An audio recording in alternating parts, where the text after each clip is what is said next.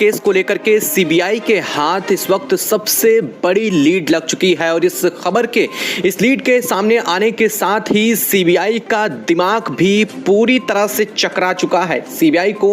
सबसे अहम इस पूरे वारदात, इस पूरी दरिंदगी का वीडियो मिलने के साथ इस मामले का चश्मदीद गवाह सीबीआई के हाथों लग चुका है, जिसने इस पूरे मामले को आंखों देखा बताते हुए एक के बाद एक सभी चीजों से पर्दा उठा दिया है। सीबीआई ने इस मामले को लेकर के अब तक जो रिसर्च की थी, जिस चीज को लेकर के अंदाजा लगाया जा रहा था, उन सब पर पानी फिर चुका है और सीबीआई ने कहा है कि चश्मदीद ने जो बातें स्पष्ट रूप से रखी हैं वो A to Z हर एक बात पोस्टमार्टम से, साथ ही साथ संदीप घोष और इस वक्त संजय रॉय के हर एक बयान से पूरी तरह मैच खा रही है और यह आरोपी के वास्तव नाम को भी उजागर कर चुका है। ये जो चश्मदीद गवाह है उसने हर एक बात को लेकर के स्पष्ट पर्दा उठाया है। उसने यहां तक बता दिया है कि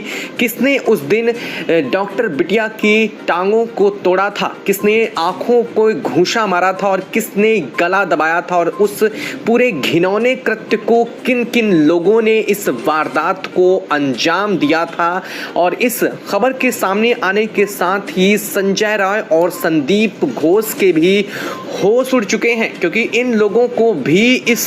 चश्मदीद गवाह के बारे में अब तक कोई जानकारी नहीं थी। उन्हें लग रहा था कि जो सीसीटीवी में कैद हुआ है, जो वीडियो फुटेज उन्होंने अपने फोन में रिकॉर्ड किया था, उसके अलावा इस पूरे वारदात का कोई आंखों देखा सबूत नहीं है। लेकिन इस गवाह के सामने आने के साथ ही यह पूरा मामला पलटता हुआ दिखाई दे रहा है और अब उस गवाह ने जिस आरोपी की तरफ इशारा किया है उसके सुनने के बाद सीबीआई भी भौचक्की रह चुकी है, क्योंकि इस पूरे मामले में आरोपी संजय रॉय और संदीप घोष दोनों ही नहीं हैं। जी हां, इस मामले में आरोपी कोई और ही है। इन दोनों को इस मामले में आगे खड़ा करके सबसे अहम जो इस पूरे कोलकाता केस का इंसान था वो छिप रहा था और अब इस बारे में लेकर के जो खबर सामने आई है उसके बाद संदीप घोष के भी होश तोते उड़ चुके हैं। क्या है इस वक्त पूरी खबर, क्या इस पूरे मामले को लेकर के वीडियो सामने लग चुकी है और क्या उस चश्मदीद गवाह ने पूरी बात बताई है, एक एक करके आपको इस पूरी वीडियो में आगे जानकारी मिलने वाली है। जो अब तक दरिंदगी सामने आई थी वो दरिंदगी वास्तव में थी ही नहीं, जो किया गया था वो उससे कहीं ज्यादा भयावह बताया गया है उस चश्मदीद की तरफ से, जो सुनने के बाद आपके पैरों तले से भी जमीन खिसक जाएगी और आप अब तक जिसे गुनाहगार नहीं समझा जा रहा था, वास्तव में इस पूरे मामले में इन्हीं में से एक सबसे अहम गुनहगार सामने आ चुका है और इसके लिंक जो हैं वो ऐसी जगह से सामने आ चुके हैं कि सीबीआई भी सकते में आ चुकी है कि अब इस मामले में आखिर क्या कदम उसे उठाना चाहिए। बताएंगे आपको पूरी जानकारी इस वीडियो में इस केस को लेकर के मिलने वाली है, जो अब तक किसी भी वीडियो में ना बताई गई है, ना ही किसी ने अब तक इस बारे में जानकारी ऐसी दी थी। और इस जानकारी इस चश्मदीद के गवाह आने के साथ ही पूरा मामला उलट हो चुका है।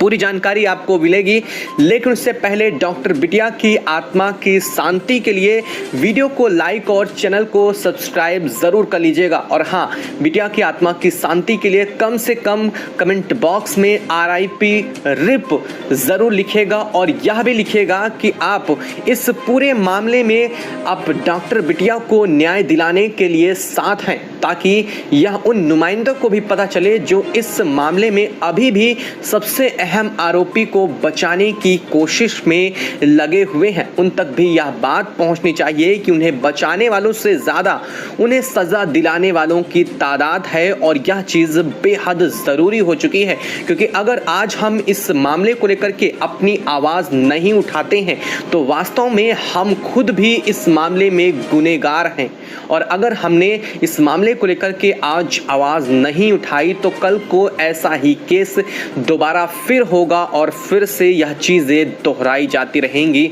जो डॉक्टर बिटिया के साथ हुआ है वो कभी किसी के साथ ना हो, ऐसी कामना करने के साथ ही और इन आरोपियों को सजा दिलाने के साथ ही हम इस चीज को रोकने में कामयाब भी हो सकेंगे। दोस्तों, अब तक आरोपी संजय रॉय समझा जा रहा था और ज़्यादा से ज़्यादा आरोपी संदीप दुबे तक जा रही थी बात। अब संदीप के और संजय दोनों के ऊपर से यह बात हट चुकी है। वास्तव में इन दोनों में से कोई गुनहगार नहीं है, ना संदीप घोष गुनहगार है और ना ही संजय रॉय गुनहगार है। चश्मदीद ने जो कहा है उसे सुनने के बाद आप भी हैरत में पड़ जाएंगे। संदीप घोष और संजय रॉय वो नुमाइंदे हैं जिन्हें करोड़ों रुपए की लालच दे करके जिनसे झूठ बुलवाया जा रहा था और वो लगातार इस मामले को दूसरी दिशा दे रहे थे। संजय रॉय इस पूरे मामले में शामिल था। जी हां, आपको जान करके हैरानी होगी कि इस पूरे मामले, पूरे वारदात के समय भी संजय रॉय हॉस्पिटल में मौजूद था और संदीप घोष भी उस वक्त हॉस्पिटल में मौजूद था। पहले संजय रॉय ने इस पूरे मामले का आरोप अपने सर ले लिया, जो कि पैसों की बदौलत किया था, लेकिन बाद में संजय रॉय जब इस मामले में फांसी तक की सजा को सुन चुका था तो उसने सीधे अपनी बात से पलटी मार ली और पलटी मारने के साथ ही उसने कहा कि वह तो सबसे बाद में पहुंचा था और इसे इस बारे में कोई जानकारी तक नहीं थी। लेकिन अब जिसने चश्मदीद ने जो बताया है उसने कहा है कि आरोपी संजय रॉय भी उनमें मौजूद था और संदीप घोष में असल में उस वक्त 4 नहीं बल्कि 6 लोग मौजूद थे उस कमरे में। जब पूरी वारदात को अंजाम दिया गया था तो संदीप घोष और संजय रॉय इन दोनों ने अपने आप को इस पूरे वाकया से अलग करने के लिए सिर्फ 4 लोगों का जिक्र किया था, लेकिन इस पूरे वारदात के समय 6 लोग मौजूद थे और यह वारदात हुई थी रात के 1 बजे, यानी कि 9 अगस्त की जो 12 बजे से दिन शुरू होता है उसके बाद 1 बजे के आसपास इस पूरे घटनाक्रम को अंजाम दिया गया था। जैसा कि वास्तव में जब रिपोर्ट हुई थी पोस्टमार्टम, उसमें साफ कहा गया था कि यह जो आखिरी सांस थी वो लगभग 1 बजे के आसपास पूरा इस वाकया को अंजाम दिया गया था। उसने यहाँ तक बताया कि वास्तव में जो डॉक्टर बिटिया थी उसका पैर तोड़ने वाला कोई और नहीं बल्कि संजय रॉय ही है और इस वारदात को, इस घटना को उसने संजय रॉय ने डॉक्टर बिटिया के सांस थम जाने के बाद किया था और उसने अपनी हैवानियत का भी शिकार जब उसकी सांस टूट चुकी थी उसके बाद किया था। लेकिन उससे पहले कौन कौन लोग थे वो सबसे अहम हो जाता है। उसमें संदीप घोष भी शामिल था। जी हाँ, उसके मुंह पर घूंसा मारने वाला, उसकी आंखों को फोड़ने की कोशिश करने वाला कोई और नहीं बल्कि उसी आरजेकर कॉलेज का प्रिंसिपल संदीप घोष था और यहाँ पर 3 और लोग मौजूद थे जो इस पूरी दरिंदगी के समय वहाँ मौजूद थे। और चौथा एक सबसे अहम जो कि इस मामले का चश्मदीद था और जिसके बारे में कोई जानकारी किसी को भी नहीं था, वो था वहाँ का स्वीपर। उस स्वीपर ने यह बात का जिक्र करते हुए बताया है कि उस दिन सेमिनार हॉल सहित पूरे हॉस्पिटल में जब सफाई करने के बाद लगभग 8 बजा हुआ रहा होगा, वो सेमिनार हॉल में जाकर के सो गया था और जब सेमिनार हॉल में यह पूरी वारदात को अंजाम दिया जा रहा था तब वो वहीं पर मौजूद था। पहले उसकी नींद नहीं टूटी, लेकिन जब डॉक्टर बिटिया की चीखें उसके कानों तक पहुंची तो वो वहां पर मौजूद था और उस वक्त उसकी आंखें खुली। जो उसके सामने आंखों के घटनाक्रम हुआ उसे देखने के बाद उसने खुद बताया कि उसकी आंखें खुद भी फटी की फटी रह गईं। लेकिन उसने यह कहा कि अगर मैं वहां उस वक्त जरा सा भी बोल देता तो शायद वह मेरा भी आखिरी दिन होता, क्योंकि वहां जो लोग मौजूद थे वो कोई आम नहीं बल्कि इस कोलकाता के कई बड़े रसूखदार लोग हैं और उनका इस केस से संबंध भी सीधा है। उसने अब एक एक बात करके जो चश्मदीद गवाह है उसने बात सामने रख दी है। जबकि वह एक लंबे समय से आरजेकर कॉलेज का स्वीपर था, वहां साफ सफाई का काम करता था, इस वजह से उसे काफी कुछ पहले से जरूर पता था। उसने कहा था, उसने बताया यह इस पूरे मामले में कुछ और नहीं बल्कि यह सब कुछ बदले की भावना और इस एक बड़े मामले को दबाने के लिए किया गया था। उसने बताया कि आरजेकर कॉलेज के ऊपर जो ये अब तक आरोप लग रहे थे वास्तव में वो सच आरोप हैं, यानी कि आरजेकर कॉलेज में जो अंगों की तस्करी को लेकर के, जो ड्रग्स की स्मगलिंग और महिलाओं के यौन उत्पीड़न और यहाँ तक कि कई महिलाओं के यौन उत्पीड़न की वीडियो शूट की भी बातें थी, वो पूरी तरह से सच हैं। और इन बातों की और इस चीज की भनक डॉक्टर बिटिया को